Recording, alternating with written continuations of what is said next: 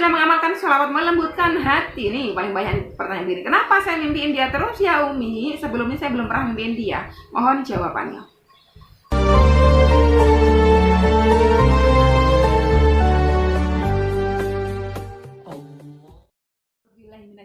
Bismillahirrahmanirrahim. Alhamdulillahirrabbilalamin. Wassalatu wassalamu ala asyrofil anbiya'i wal mursalin wa ala alihi wasahbihi wa tabi'in. Rabbi shrah li sadri wa yassir li amri wahlul 'uqdatam min lisani yafqahu qawli. Allahumma shalli ala sayyidina Muhammad wa ala sayyidina Muhammad. Assalamualaikum warahmatullahi wabarakatuh. Sobat Winner semuanya dirahmati oleh Allah Subhanahu wa taala dimanapun berada. Saya mendoakan semoga sobat Winner semuanya selalu sehat walafiat, selalu dalam lindungan Allah Subhanahu wa taala, selalu dimudahkan setiap urusan-urusan sobat Winner baik dunia maupun akhirat. Semoga yang sakit Allah sembuhkan, semoga yang belum memiliki pasangan hidup Allah pertemukan dengan jodoh yang terbaik dari sisi Allah. Semoga yang belum memiliki keturunan Allah karuniakan putra-putri yang soleh-solehah. Semoga yang memiliki amanah Allah lunaskan dengan cara-caranya tanpa harus kepayahan kesusahan, tanpa harus menggali lubang yang baru, tanpa harus menjual aset.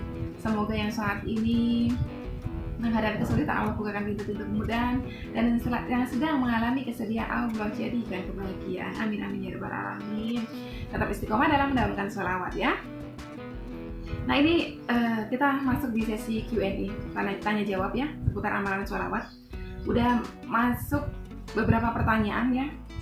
Yang pertama ini kita mulai dari siapa ini? Aurkostik ya. Assalamualaikum Umi. Waalaikumsalam warahmatullahi wabarakatuh.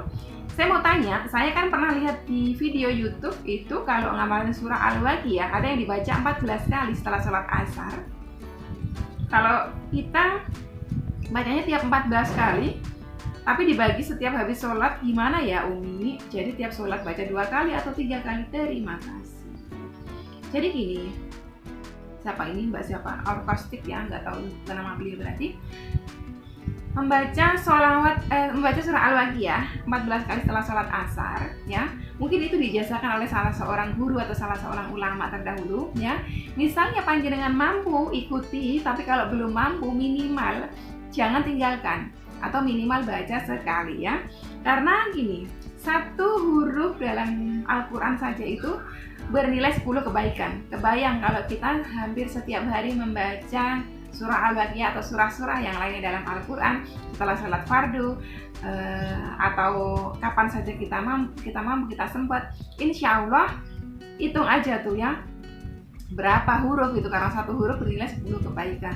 Jadi intinya kalau misalnya belum mampu ikuti 14 kali setelah sholat asar, silakan didawamkan ya, di riyadhah atau latihan dulu baca 1 kali. Nanti kalau udah terbiasa naik 2 kali, udah terbiasa 3 kali, 4 kali. Kalau mungkin kita sudah bisa memanage waktu kita dengan baik, mungkin kita bisa mengikuti ijazah dari guru tersebut gitu. Nggak apa-apa. Jadi panjenengan pertanyaannya tadi dibagi setelah sholat fardu 2 atau 3 kali, bagus, silakan gitu, silakan diamalkan. Selanjutnya dari Enok Ciamis ya, Mbak Enok, Teh Enok lah ya. Umi mau nanya, apakah yang masih punya hutang riba sholawatnya nggak akan diterima oleh Allah? Hutang riba, sholawat dan hutang riba adalah 2 hal berbeda. Sholawat itu kita bersolawat sedang mematuhi perintah Allah Rabb kita. Tetapi hutang riba itu adalah satu dosa yang oleh Allah dan Rasulnya, Rasulullah SAW, Allah dan Rasulnya memerangi pelaku riba. Jadi kalau kita masih melakukan dosa riba dan kita nggak segera mohon ampun kepada Allah, nggak segera melakukan taubatan nasuha, salat taubat memohon ampun kepada Allah, tentunya kita seolah-olah sedang menantang Allah dan Rasulnya ya.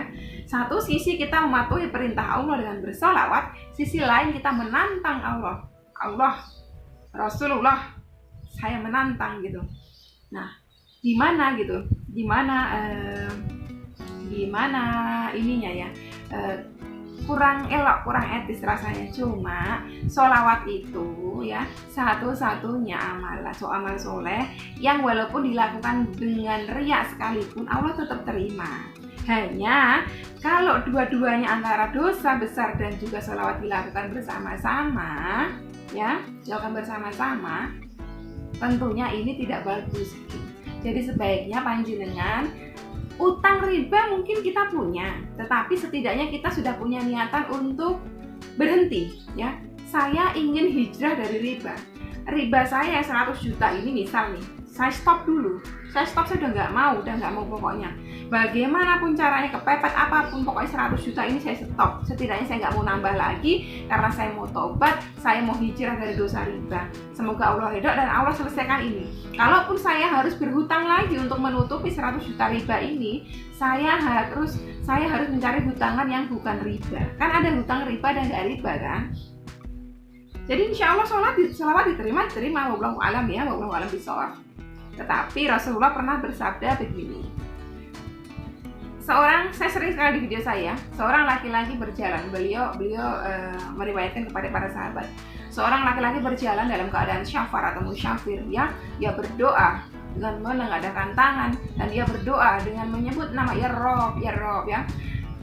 Berdoa dalam keadaan musyafir, berdoa dengan menengadahkan tangan, berdoa dalam keadaan menyebut nama Allah, insya Allah itu doanya dipercepat ijabahnya. Tetapi kata Rasulullah, doa laki-laki ini walaupun dia nangis darah gak akan diijabah. Sebab apa? Sebab di dalam tubuhnya mengalir makanan haram, mengalir minuman haram, melekat di badannya pakaian haram. Pakaian haram, makanan haram, minuman haram. Apakah itu yang mengandung babi, yang mengandung guguk, ataukah mungkin yang dari hasil mencuri, menjambret? Tidak hanya itu, dari hasil riba itu pun haram, karena riba itu haram. Jadi kesimpulannya, kalau kita masih berkutat di dalam riba, memberi makan anak cucu kita riba, memberi makan diri kita riba, doa kita tidak diijabah Allah gitu. Karena apa? Ada dosa besar tadi itu. Kesimpulannya seperti itu ya Mbak ya. Jadi saya mendoakan panjenengan kalau misalnya masih punya hutang riba, berhijrahlah dari riba. Tuh. Dari Mbak Tati Suryati, Assalamualaikum warahmatullahi wabarakatuh. Maaf Umi, aku mau tanya sama Umi, semoga bisa ngasih tahu. Aku kan udah bacakan sholawat munjiat sama sholawat Jibril, tapi sholawat Jibril aku baca 10.000 sehari semalam. Tapi kadang sambil kerja, itu bisa keterima nggak sama Allah? Karena yang namanya orang kerja nggak bisa fokus kalau habis sholat. Mohon penjelasan dari Umi, makasih. Umi, aduh Mbak Tati, waalaikumsalam. Oke, kita mau sholawat sambil aktivitas ya, sambil jalan, kecuali jangan di kamar mandi sama di toilet loh ya, nggak boleh loh ya. Kita nggak boleh menyebut namanya Allah dan namanya Rasulullah dalam kamar mandi dan toilet. Insya Allah sholawat itu adalah satu-satunya amal soleh yang tetap diterima walaupun dengan riya sekalipun ya. Ini yang disampaikan guru-guru kita, yang disampaikan para ulama-ulama kita seperti itu. Insya Allah tetap diterima. Wallahu a'lam bishawab. Jadi intinya, kalau bisa diusahakan fokus ya. Jadi jangan sampai nanti gini sambil tiktokan ya, sambil joget-joget sholawatan, janganlah, itu nggak etis namanya ya. Terus ini siapa lagi? Dari Ulfi, Assalamualaikum warahmatullahi wabarakatuh. Umi, waalaikumsalam warahmatullahi wabarakatuh. Saya sudah mengamalkan sholawat melembutkan hati. Nih paling banyak pertanyaan ini, kenapa saya mimpiin dia terus ya Umi? Sebelumnya saya belum pernah mimpiin dia. Mohon jawabannya. Nah ini Mbak Ulfi, panjenengan mimpiin dia terus, artinya nggak mimpiin dia terus karena apa? Karena ketika mendawamkan sholawat ini, amalan melembutkan hati, fokus jenengan itu dianya, bukan robnya kita ya. Jadi semakin didawamin sholawat, banyak yang seperti ini loh ya, semakin didawamin sholawat memohon kepada Allah supaya kembalikan dia atau supaya buat dia sayang sama saya, misalnya seperti itu. Fokusnya ke dianya, jadi ngarep banget bahwa dianya itu bisa sayang sama kita. Jadinya kebawa-bawa mimpi, jadi diubah ya. Sholawat untuk hajat apapun ya, misalnya pengen punya hajat apapun bersolawat, sholawatnya udahlah, saya selalu bilang fokuskan dulu kepada Rob kita, fokuskan dulu, kita berusaha menghadirkan Rasulullah di dalam kehidupan kita. Setelah itu nanti bermunajat, kan ada sesi munajatnya. Nah sesi munajatnya itu baru mohon kepada Allah, udahlah lillahi ta'ala pasrah, udah Allah mau kasih dalam bentuk apa terserah kita manusia punya rencana, kita mau si fulan A jadi jodoh kita ya, kita punya kehendak, tapi Allah kehendaknya jauh lebih baik buat kita. Berdoa itu harusnya ya Rob, hamba mohon kepadamu ya Rob, dengan wasilah amalan melembutkan hati sholawat munjiat 100 kali, hamba mohon kepadamu ya Rob, jika engkau berkenan mempersatukan hamba dengan si fulan A, jadikanlah si fulan A sebagai jodoh hamba jika dia terbaik buat hamba. Tapi jika dia tidak terbaik buat hamba, pisahkan kami dengan cara-cara yang baik, hilangkanlah perasaan ini dan gantikan, hadirkan orang yang lebih baik, yang lebih soleh untuk hamba. Harusnya berdoanya seperti itu. Jangan maksain, tidak ya Rob, hamba maunya sama si fulan A, padahal si fulan A ini nggak baik untuk kita gitu. Jadi pasrah aja lillahi ta'ala kepada Allah yang lebih tahu ya. Allah lebih tahu kalau misalnya si fulan A baik buat kita, Allah akan kasih dengan caranya, akan pertemukan kepada kita dengan caranya.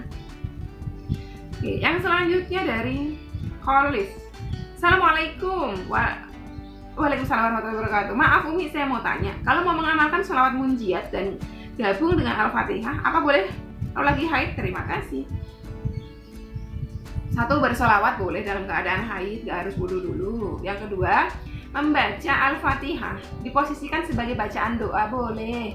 Yang nggak boleh itu kita haid meniatkan menyengaja membaca ayat suci Al-Quran karena kita hafal, tidak boleh. Yang kita boleh adalah meniatkan ketika kita haid, meniatkannya membaca sebagai doa. Misal ibu-ibu yang putra-putrinya yang kecil-kecil itu pada sakit, panas, demam, mau dibuatkan air minum dengan doa, baca dalam kata kita haid gitu ya. Karena ini posisinya ditujukan untuk doa, itu boleh, silahkan. Terus nih Mbak Mulyati.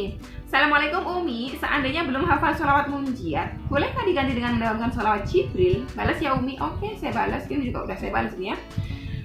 Oke, Mbak Mulyati, kalau panjenengan misalnya diijazahi seorang ulama, seorang guru, dawamkan baca sholawat munjiat 11 kali setelah sholat fardu ya. Karena panjenengan nggak hafal, jangan diganti, jangan. Tapi buat supaya hafal, baca gimana caranya supaya hafal ya. Jangan nggak hafal terus menghalangi kita nggak mendawamkannya, itu salah. Justru karena kita nggak hafal, baca sampai hafal gitu, jangan diganti. Nah nanti kalau pengen mendawamkan sholawat Jibril, nanti baca lagi di sesi yang lain. Misalnya setelah sholat fardu 20 kali, 200 kali, setelah sholawat munjiat, gitu caranya. Jangan dihilangkan, jangan diganti seperti itu. Kalau dapat ijazah dari guru-guru kita, diikuti, insya Allah baik gitu ya. Oke teman-teman, sampai di sini dulu video Q&A-nya dan sudah cukup pertanyaannya kita jawab. Kalau masih ada pertanyaan-pertanyaan lagi, teman-teman boleh tuliskan di kolom komentar yang tentunya dengan bahasa-bahasa baik, dengan bahasa-bahasa yang santun supaya nggak menyakiti hati yang membacanya ya. Karena segala sesuatu yang terucap dari lisan kita akan dimintai pertanggungjawaban oleh Allah Subhanahu wa taala. Oke, sekian dulu. Wassalamualaikum warahmatullahi wabarakatuh.